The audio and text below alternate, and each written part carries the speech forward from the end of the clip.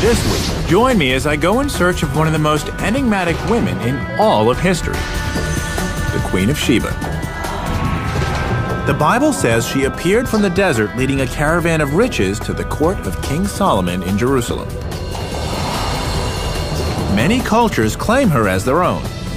But what's the truth behind the stories? To find out, I'll explore ruined temples in Ethiopia, follow ancient caravan routes through biblical lands, and head into the dangerous tribal no man's land of modern Yemen. We're digging for the truth, and we're going to extremes to do it.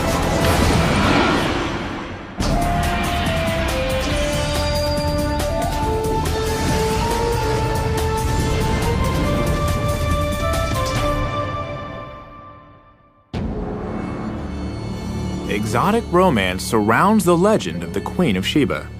In folktales and scripture, she's described as beautiful and captivating, sophisticated and powerful, and very, very wealthy. Hi, I'm Josh Bernstein. My quest is to determine if the Queen of Sheba really existed, and if so, where she came from. My first stop is the Catholic University of America in Washington, D.C. The library here has one of the greatest collections of religious texts in the United States. Most of what's known about the Queen of Sheba comes from just a few short passages in the Bible, and I'm hoping that one of the scholars here can help me flesh out her story. According to 1 Kings, the queen journeyed to Jerusalem at the head of a long caravan of gold, precious stones, and spices, which she presented as gifts to King Solomon. But what the Bible doesn't say is where the land of Sheba actually was. Dr. Doug Gropp is an expert in Middle Eastern texts, and I've asked him to help me decipher other passages that may offer some interesting clues. We begin with Jeremiah chapter 6, verse 20. The Lord says, Lama zeli levona mishva tavo. What is frankincense to me, which comes from Sheba? Doug tells me that the spice the queen brought to King Solomon was frankincense, an aromatic resin that was one of the most prized goods of the ancient world, more precious than even silver or gold.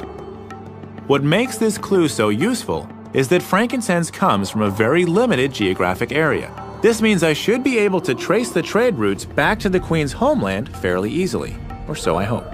In the ancient world, it came from South Arabian area and on the other side of the Red Sea and Horn of Africa.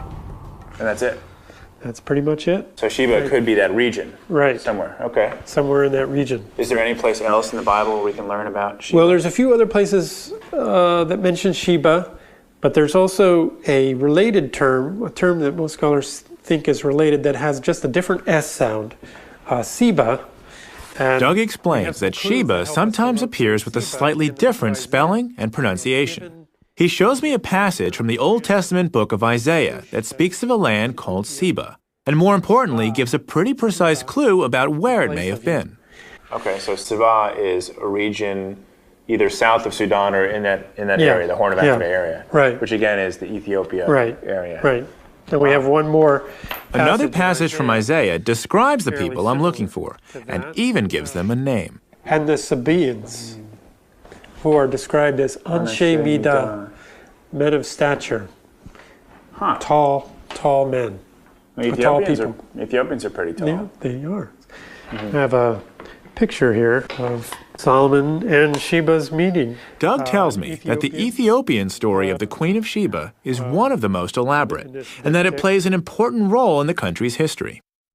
So Ethiopia definitely has a very historical and even tangible connection with the Queen of Sheba. Yeah, it's absolutely central to their whole national consciousness. So the Queen of Sheba may have been from Ethiopia, or she may have been from South Arabia. But based on what I just heard, it sounds like Ethiopia has a slight advantage. So it looks like I'm going to Africa. I hop an Ethiopian Airlines flight across the Atlantic to the Horn of Africa.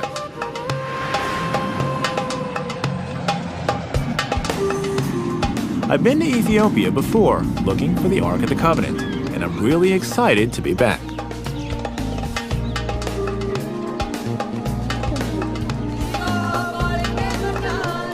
I start my search for evidence of the queen in the northern highlands of the country, in a sleepy village with a very promising local nickname. This is the town of Lalibela. It's also called the New Jerusalem, and it's considered by many to be the holiest place in Ethiopia. But is there a connection between this Jerusalem and the Jerusalem visited by the Queen of Sheba? Let's go find out. At first glance, the town doesn't bear much resemblance to Solomon's capital. But there's an elaborate complex of churches here that give the place its holy status and famous nickname. To help me learn the lay of the land, I'm meeting up with Asnake Hubete of Addis Ababa University. Okay, so I've heard that this place is called the New Jerusalem. Yes, you see, in Ethiopian tradition, it is said to have been that King Lalibela, in order to minimize the journey of Ethiopians to Jerusalem, he was said to have Asnake explains that Lalibela is a pilgrimage site modeled on Holy Jerusalem, the same city where King Solomon first impressed the Queen of Sheba with his wisdom. Could this place be part of that legacy? As we come upon the first of the churches, it becomes clear just how inspired Lalibela was. The site is made up of 11 churches, all carved seamlessly from the mountain bedrock, complete with windows and doors. Over the centuries, hundreds of thousands of souls have come to pray here. Even now, it's a thriving center of faith. Everywhere we go, we pass monks and nuns who are immersed in prayer, oblivious to our presence. As we pass through one of the dozens of tunnels and passageways on our way to the most sacred of the churches, Asnake fills in the details of the Ethiopian version of the Queen of Sheba legend.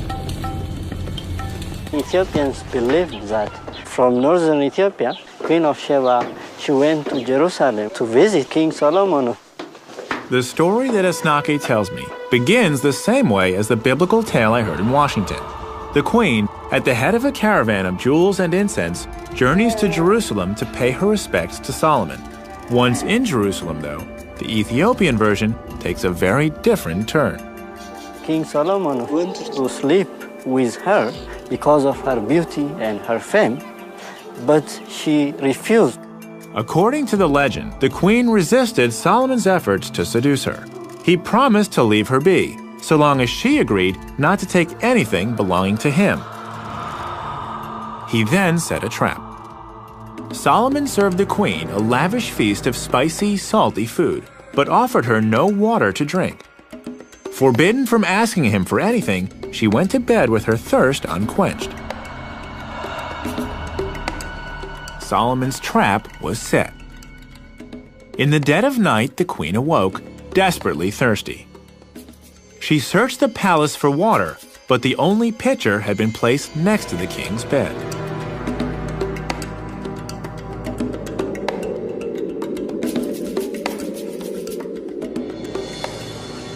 The queen had broken her promise, and Solomon felt entitled to break his.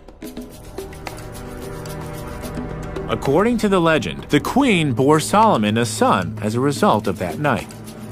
Named Menelik I, he founded the Solomonic dynasty in Ethiopia, a dynasty that lasted 3,000 years and ended only with the death of the Emperor Haile Selassie in 1975. Drawing such a connection is a critical part of Ethiopian history and identity. By tracing their descent to Solomon through the Queen of Sheba, the Ethiopians thus become children of Israel and among God's chosen people. The spiritual importance of this New Jerusalem is even more apparent once we reach our destination, the most dramatic church in all of Lalibela. Carved into the shape of a cross, Bet Georgos, or the House of St. George, was the last of the churches to be constructed. The elegant workmanship and fine detail speak to the extra care that was taken in carving it. As we descend through the winding trench towards the entrance, I can't get over how incredible this place is. What's amazing is that a lot of the stone that they had to remove to make those temples had to go out these narrow corridors. Look at how narrow that is.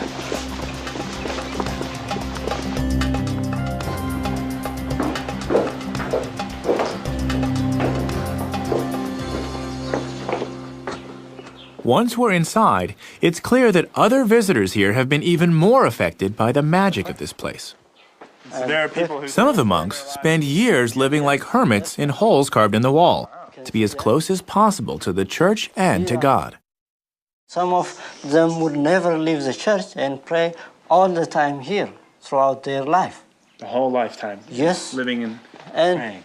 Wow. And some of them never leave this holy place. So people really did everything they could to be close to this place. Yes, yes. And this is one example. For instance, these are skeletons of people who were believed to have come from Jerusalem, Jewish people. Asnaki shows me the skeletons of pilgrims that the local folklore says came all the way from Jerusalem to pray here at Lalibela. Wow. It's a little bit creepy, huh? Yeah. Their piety was so great that they were left here in death to continue their devotion. Yes. They came here to pray. Yeah. And then they spent their whole lives here. After they came here, they decided to remain here throughout their life. And they died. It's clear that Jerusalem and the Queen have a profound spiritual influence here. But what does this tell me about where to find her? This is a very nice question. Asnaki says that Lalibela was completed only 700 years ago. Scholars believe the Queen of Sheba would have ruled in the 10th century BC, nearly 3,000 years ago. So I clearly need to go further back in time to find a tangible connection to the Queen. But Asnaki tells me there is a civilization in Ethiopia that could date back far enough. I just have to travel a bit farther north to find it. Could this be the Sabaean kingdom that Doug told me about back in Washington? I've come to the Horn of Africa searching for the Queen of Sheba and learned that one of the gifts she brought to Solomon was frankincense, which comes from only a few places around the Red Sea. In Ethiopia, I visited a place called the New Jerusalem, where I learned how important the Queen is to Ethiopian national identity. Now I'm following a lead that's brought me into Tigray province, the heart of frankincense country. I've hooked up with my old friend Misgana Gananu to learn more about this precious commodity. So frankincense has been used in Ethiopia for thousands of years. It is from 1,000 years ago. The land of frankincense. The Bible says the Queen brought Solomon quantities of incense that would never be equaled. Learning the history of frankincense in Ethiopia could shed light on whether the Queen might have started her journey here. So frankincense is used throughout Ethiopia in all types of religious ceremonies. All type of religious. When we have the church mass service, it should not be without incense. No incense, no service, no incense, no life. And now we're going to go see how it's actually Now done. it is the same way of the doing from old tradition until now. So the process hasn't changed too much. Not too much. Everything is doing by hand. We've come to the town of Shire, where frankincense is still processed in the traditional way for sale throughout Africa and the Middle East. Working in this building inside. As soon as we walk in, I can see why he said things haven't changed much. This is how they are preparing for market, for selling. Everyone here is working on frankincense. When they come Here in Tigray province, frankincense is a major part of the local economy, just as it's been for millennia. Production involves every member of the community. So the mothers work here, the fathers are out there collecting this. They're collecting And the kids don't really have any place to go, so they come here and help They their come moms. here and helping the family, the elder, Okay. the parents. Why don't you show me what's happening right here? She is cutting and separating the best quality incense. Frankincense is harvested as a resin that oozes from cuts made into the boswellia tree. Frankincense is actually in the bark. The process isn't actually that different from tapping maple trees to make syrup. Only with frankincense, the resin is allowed to harden on the trees. The resin-encrusted bark is then sliced off and brought here, where these women separate the hardened incense from the wood. That's not so good. We want... So good, sharp round. You think? That's round. I decide to give it a try. She's happy. She's like, hey, he's helping me. Or she's like, hey, he's messing up all my hard work. We'll find out soon. Is that a good piece? No? Ah, okay. See that? A little speck there? That's got to come off. I want to make it as clean a resin as possible, right? Clean resin? Yes. Clean resin. She's got to have a really good eye for that, you know? What happens next? Okay, I'll show you now. Okay. Okay. Thank you. Namaste.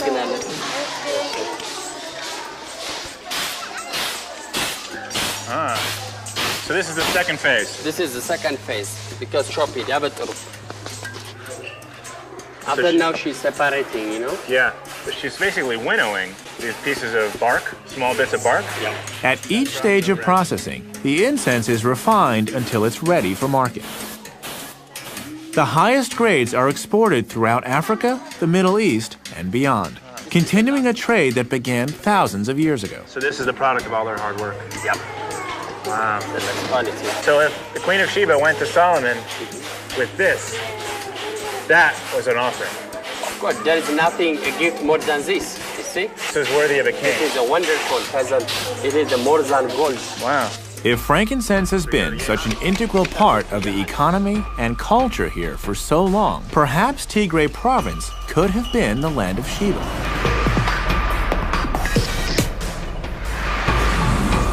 We head on to the tiny village of Yeha, just a couple of hours away, to check out a temple. I've been told it dates back to the beginnings of civilization in Ethiopia. Miss Ghana tells me that Yeha was the center of the first state to arise in Ethiopia, between 2,500 and 3,000 years ago. This puts it around the right time for the Queen of Sheba. Could there be any relationship between this place and the mysterious Sabaean civilization? The temple is now little more than a shell, but with its high, well-built walls, it must have been quite a sight in its day, perhaps even suitable for a legendary queen. The complex has since been converted into a Christian church, but the shrine's pagan past is apparent everywhere. Elements from the original temple, like these antelope heads built into the church wall, are still revered. Inside, the monks show me their most prized artifacts, inscriptions removed from the temple. Unfortunately, no one here can read them. In fact, the language they're written in doesn't even come from Ethiopia. What the monks can tell me, though, is that the language they're written in is Sabaean, and that it comes from South Arabia. This is exciting information. Doug Gropp told me that the queen might have come from either the Horn of Africa or South Arabia. The evidence here at Yeha indicates that her people may have immigrated to Ethiopia from Arabia, which means I'm hot on the trail. I traced the frankincense trail to the Horn of Africa in search of the Queen of Sheba. I learned how the incense is processed, and I explored the ruins of the first Ethiopian state. Now, despite the warnings of the U.S. State Department, I'm heading 100 miles east across the Red Sea to the South Arabian country of Yemen to track the queen and her civilization. My first stop is Sana'a, the ancient capital of Yemen. So I've come from Ethiopia, where I've learned that this Sabaean culture has roots here in Yemen. Of course, yes. What is the relationship? Dr. Hussein Al-Amri is a professor at Sana'a University.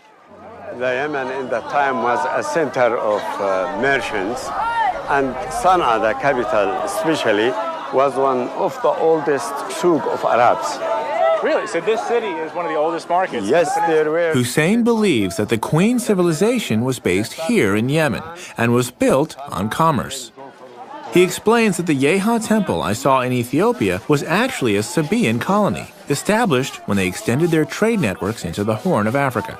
So people have been meeting here for thousands of years? Yes, of course, yes. Buying, selling, Yeah. watching, spending their time. Beautiful city. So tell me about The Sabaean civilization lay at the crossroads of trade and antiquity, controlling the movement of goods between East and West. This is the spice section. Spices from India, gold and ivory from Africa, silks from China, and of course frankincense all passed through the kingdom of Saba before heading north on the caravan routes to the markets of Egypt, Mesopotamia, and the Mediterranean. You seem to sell everything. Special price today, just for you, my friend. But Sana'a wasn't the Sabaean capital. If I'm to find the queen, I need to head to a city called Marib, just 100 miles east over the mountains. But it might as well be a world away. It's in a very conservative, tribal area of the country that's known for its animosity towards outsiders. I'm told in no uncertain terms I should postpone my visit. In order to even make the trip, I need to find the right escort. Al-Uzair store. Hussein sends me to the former governor of Marib and the present governor of Sana'a, Abdul Wahed al-Bukhiti. Abdul Wahed tells me that the Bedouin who live in Marib highly value their traditional customs. He suggests that before we head out, I should pick up a jambiya, one of the large daggers that I've seen nearly all the men wearing here in Sana'a.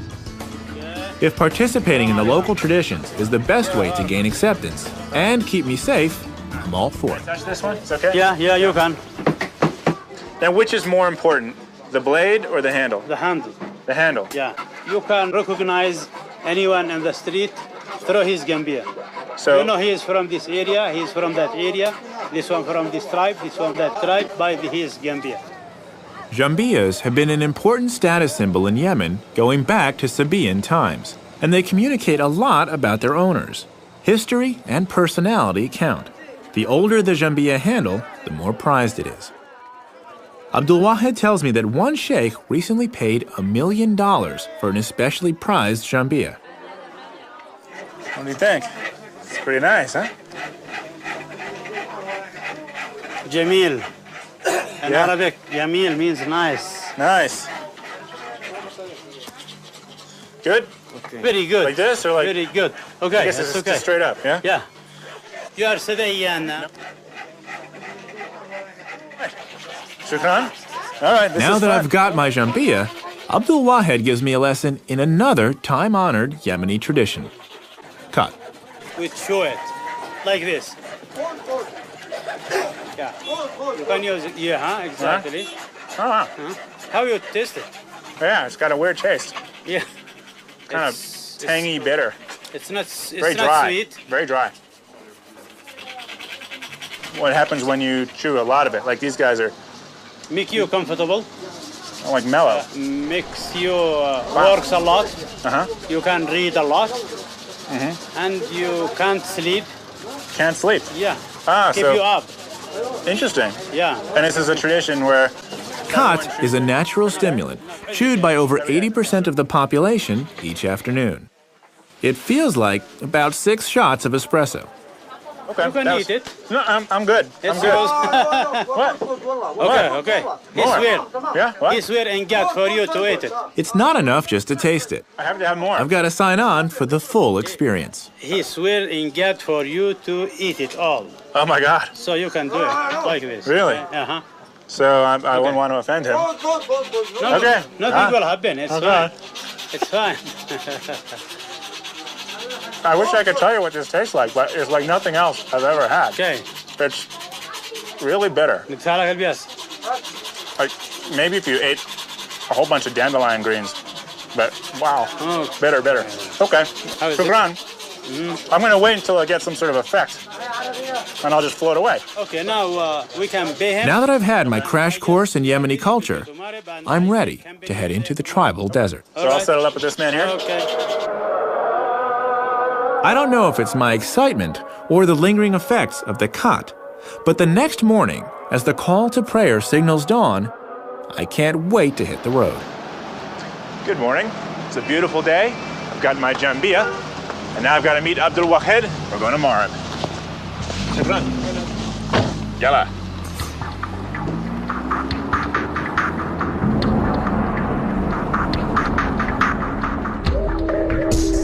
The road to Marib takes me from the mountainous highlands of Sana'a through some spectacular scenery to the flat, dusty edge of the vast desert known as the Empty Quarter.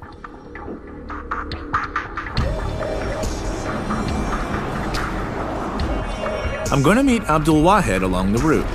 He's traveled ahead to guarantee my safety in this lawless zone. Over the years, this road has developed a well-earned reputation for highway robbery. Good morning. Some of the tribes have been known to kidnap travelers and hold them for ransom. It's been good. Traveling with Abdul Wahed should make things go smoothly, but even he takes precautions.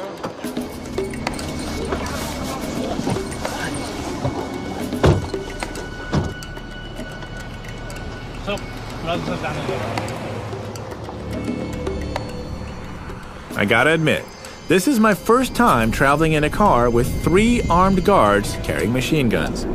It's a little unsettling. You always travel with guards? Huh? You always travel with guards? With armed guards? Yeah. When you come to Marib, you need to have guards.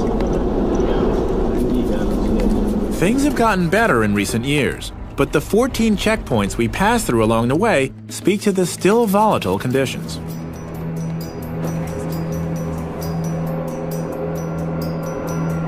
"100 miles later, we arrive safely at the outskirts of the city. Old city, old Marib. As we approach the ancient town, I see buildings rising in the distance. When we get closer, though, it becomes clear that what I see is a city of ruins. Abdul Wahed explains that these buildings date back some 300 years, but that the city's foundations go back nearly 3,000 to the time of the Queen of Sheba. After so many centuries of civilization, it was a modern war in the 1960s that finally left old Marib a crumbling relic, inhabited by only a few lonely squatters.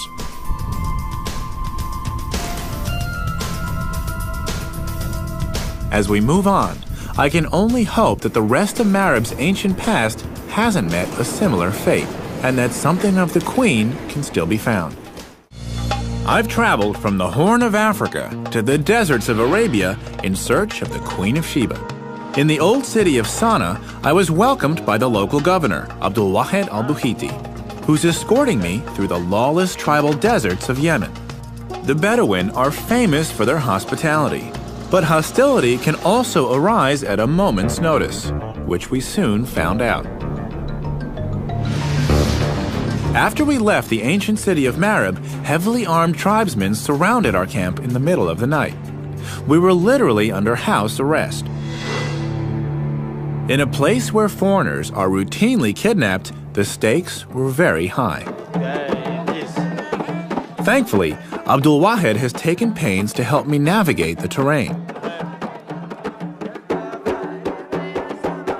Drawing on his contacts from his days as governor here, Abdul Wahed has called a meeting of the local tribal sheikhs so that I can pay my respects and prove my intentions. I make sure to do all the right things. I'm dressed appropriately with my new jambia and a traditional tribal skirt called a futa, and I pay close attention to all the local customs. I notice custom says we eat with our right hand only. Yeah? Mm-hmm. Okay. Yeah. And then the rice, you just kind of grab the rice? Okay. Abdul Wahed explains my quest to the sheikhs, and the famous Bedouin hospitality quickly takes the place of the hostility, at least for now. Cool. So this type of gathering hasn't changed much over the thousands of years, right? Not a lot. No. This water in the bottles. Yeah. Drinks. Okay. It's new. And some of the foods, maybe. The rice is new. Cell phones. Cell phones. Cell phones are new. Yeah, it's new. Okay.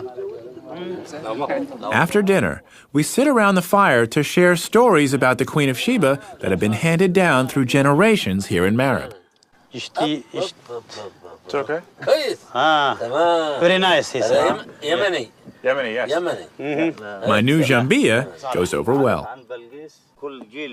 In Ethiopia, the legends I heard about the Queen of Sheba were very detailed and played a big part in defining Ethiopian national identity.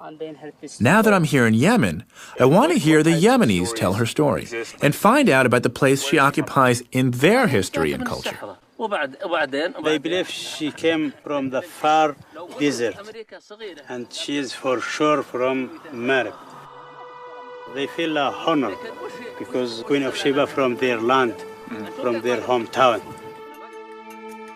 I hear tales of a beautiful young woman named Bilqis, who appeared from the dunes to assume the throne of the kingdom of Saba. To the sheikhs, there's no doubt that this kingdom here in Marib and the biblical land of Sheba are one and the same.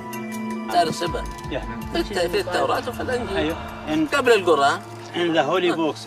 Yes, and the Quran. The Quran also tells vivid stories about the kingdom that Bilqis ruled, and what's more, where to find its remains. it was a heaven. Sheba have 2 heavens. The sheikhs explain that the land of Saba is described in the Quran as land of the 2 paradises. The name comes from 2 oases created by a massive dam the Sabaeans built here in Marib, a dam whose ruins, they tell me, can still be seen nearby. It sounds like I need to go to see this dam and to explore Marib further. Do I have the permission of the sheikhs to do so? هل يستطيع أن يعتبر أنه لديه تصريح من المشايخ يتحرك بمارب حيثما يشاء؟ هذه تعتبر سير مع الجنبية يمنية. This Gambia, it's like a permission for you to go anywhere. Okay. And if I have their permission, that's all I need. Shukran. And thank you for this. This was شكرا على العشاء، شكرا على هذا الوقت، شكرا على المقابلة، شكرا.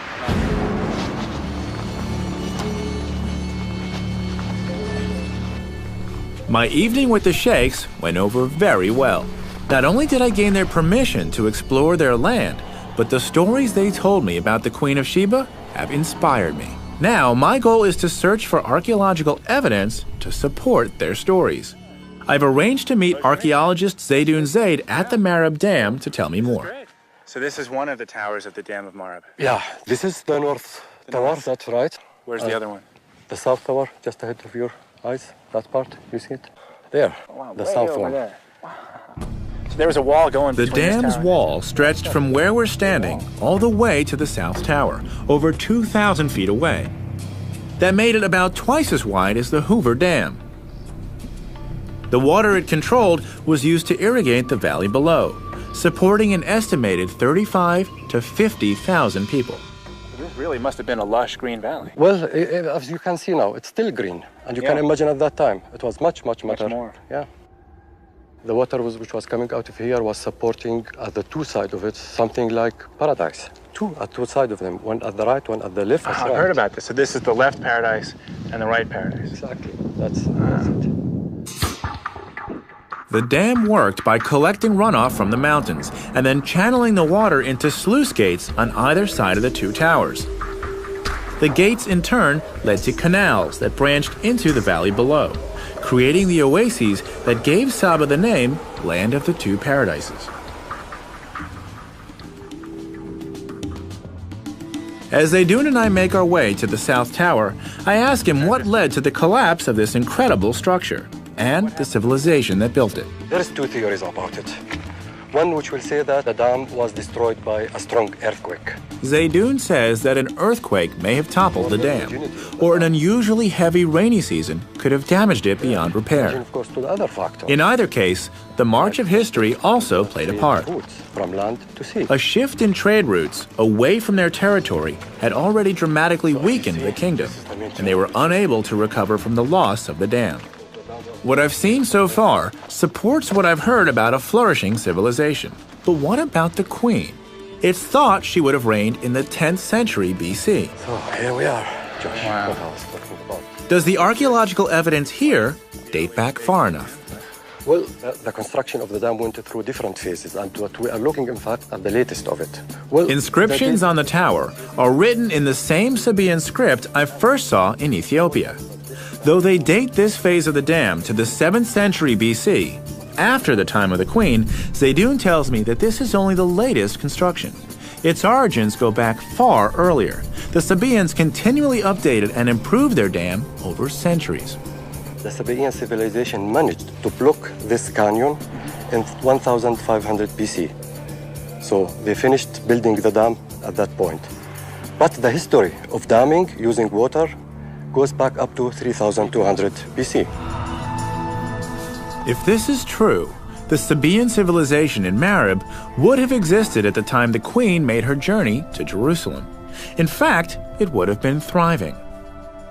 All that remains is to find her, and Zaydoun has an answer for that, too. So it would make sense that somewhere in this region is a palace, and perhaps a queen. A queen with a temple. Is that true? Is there someplace around here where that exists? Yeah, exactly. The temple of the Queen of Sheba. Right here? Right here. My search for the Queen of Sheba has taken me across the world and thousands of years back in time. In a religious archive, I heard the stories of her journey to Jerusalem to visit King Solomon. In Ethiopia, I learned that frankincense could have provided her with the wealth she was famous for. Here in Yemen, I discovered that she and her civilization appear in the Quran and in the oral traditions of the local people. I've now come to the possible seat of her civilization, a sand-swept temple that bears her name, Mahram Bilqis, the sanctuary of the Queen of Sheba. To learn what it reveals of the Queen, I'm meeting up with another extraordinary woman. Marilyn Phillips Hodgson of the American Foundation for the Study of Man has been excavating here for nearly a decade. It's a pleasure to be here. Before we explore the temple, Marilyn and I must pay our respects to the sheikh who watches over the site. Sheikh Marzouk and his sons keep a close eye on the Mahram Bilqis, the centerpiece of their heritage, and they want to be sure of my intentions. I'm grateful that the sheikh is welcoming me because he's packing a lot of heat. My explorations here in Marib have attracted some attention, and while I have the blessing of the tribes to be here, I still have to tread carefully. After some friendly diplomacy, we're given the go-ahead to explore the temple grounds. So this wall, this was the first thing discovered here? Well, sure, because everything else was covered by sand. Marilyn tells me that the entire complex encompasses 37 acres, making it the largest ancient temple in the entire Arabian Peninsula. But only a small percentage of it has actually been excavated. Working here is a never-ending battle against the blowing sands, which rebury much of the site between digging seasons. I ask Marilyn how she came to work in such a forbidding place. I came here because I wanted to fulfill my brother's unfinished dreams, but now it's my passion. The Mahram Bilqis was first excavated by Marilyn's brother, Wendell Phillips, in the early 1950s. When he began, the site was almost entirely covered in sand. And though his dig lasted only one season, he uncovered a wealth of artifacts. So your brother brings his archaeological team here. They start excavating. What happened? They found many, many exciting, wonderful treasures. One of the greatest is, I happen to have a picture here to show you. Oh, yeah. It's every Yemeni has a picture of it because it's on the 50 rial note. Wow.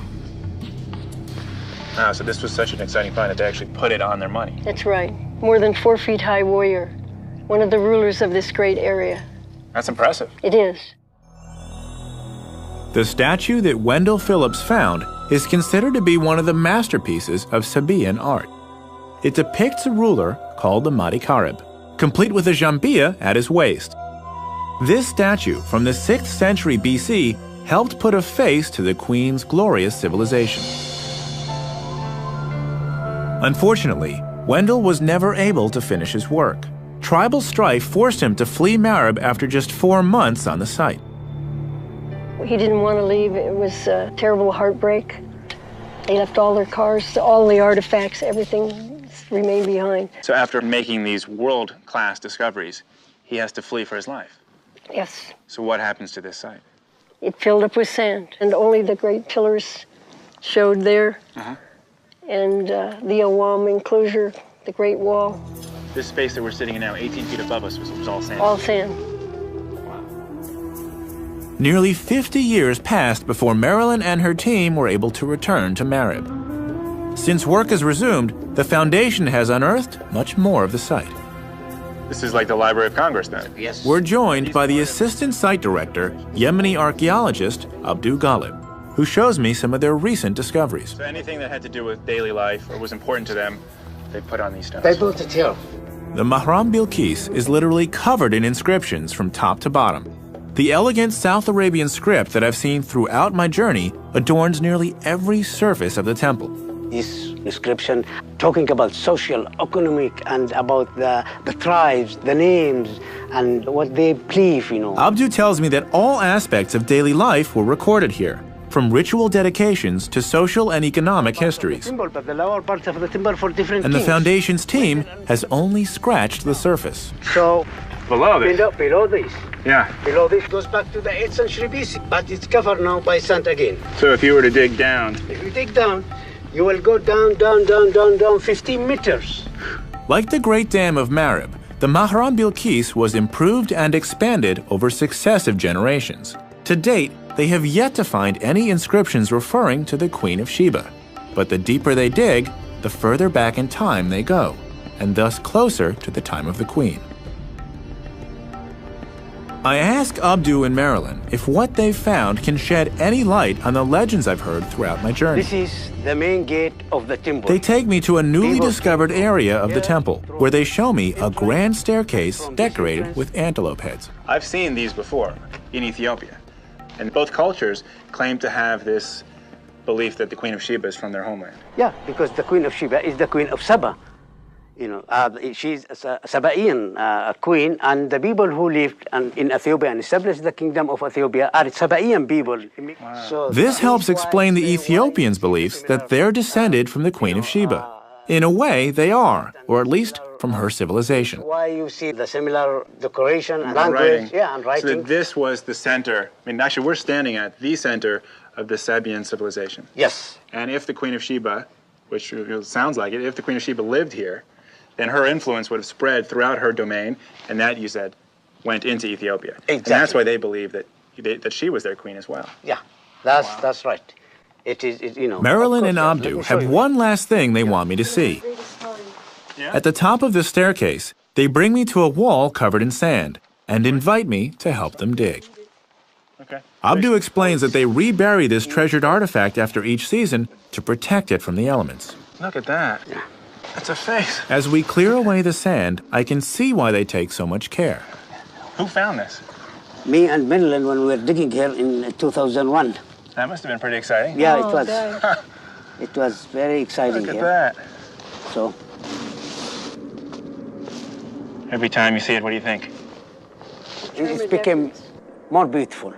More beautiful. Yes. You know. This is my favorite discovery. Even though it's not as early as the time of the Queen of Sheba, I'm sure that when we do see the statue of the Queen of Sheba, she will be something like this. It's clear that the Mahram Bilqis is an incredible archaeological site. Every season of digging reveals more about the remarkable Sabaean civilization and brings Marilyn and Abdu closer to finding the real Queen of Sheba. She speaks to you. She says, keep digging. Yeah, we'll keep digging. And to think that just by digging another 10 meters, you could come face to face with the most famous queen in the world. Yeah, somewhere we are going to find the Queen of Sheba. So you don't believe it's a question of if, but just a question of when? It's a question of time and a question of work. So we're going to find her here. My mission to uncover the real story of the Queen of Sheba has been a success. I haven't found her yet, but I have found her civilization and learned firsthand how she became so important to cultures in both South Arabia and the Horn of Africa. Perhaps Marilyn and Abdu will find her here, and perhaps very soon. What is certain is that the story of this legendary queen will continue to captivate.